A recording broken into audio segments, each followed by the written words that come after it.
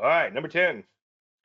I will not take any unnecessary action, thereby micromanaging myself out of trades. There's a lot of things that can cause you to micromanage your trade. What's going on in your home, the extraneous. And boy, I beat the dead horse so much on the extraneous influences, but I tell you, we're very much influenced by things that have nothing to do with trading. It's like my house is all one now. I had a separate structure before. I had a guest house I worked out of.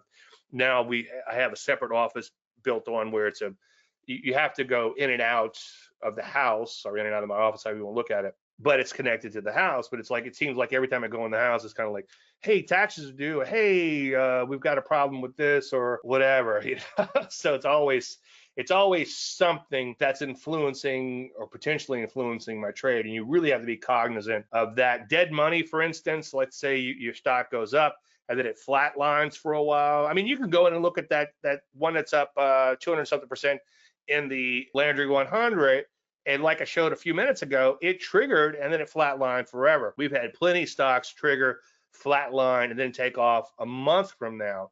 And a lot of people give up during that quote unquote dead money phase.